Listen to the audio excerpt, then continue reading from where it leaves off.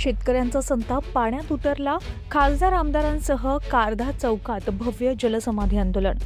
जिल्हाधिकारी येईपर्यंत माघार नाही.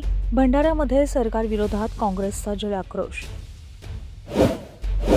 भंडारा गोंदिया जिल्ह्यातील विविध प्रलंबित मागण्या तसेच शेतकऱ्यांच्या ज्वलंत प्रश्नांकडे शासनाचं लक्ष वेधण्यासाठी आज 15 मे रोजी भंडाऱ्यातील कारधा चौक इथे काँग्रेसच्या नेतृत्वात भव्य जलसमाधी आंदोलन छेडण्यात आलं.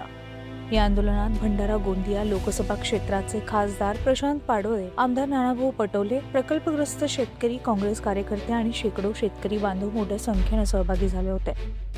कारधा येथील लहान पुलावर उतरून आंदोलकांनी थेट जलसमाधी आंदोलन करत सरकार विरोधात जोरदार घोषणाबाजी केली. शेतकऱ्यांचा हक्क मिळाल्याशिवाय आंदोलन मागे घेणार नाही. झोपलेल्या सरकारला जागं करण्यासाठी हा लढा, अशा आक्रमक घोषणा देत आंदोलनकर्त्यांनी प्रशासनाला धारेवर धरलं. विशेष म्हणजे जिल्हाधिकारी घटनास्थळी येऊन ठोस आश्वासन देत नाही तोपर्यंत आंदोलन सुरूच ठेवण्याचा इशारा आंदोलनकर्त्यांनी दिला. त्यामुळे परिसरात तणावपूर्ण वातावरण निर्माण झालं असून प्रशासनाची धावपळ उडाली.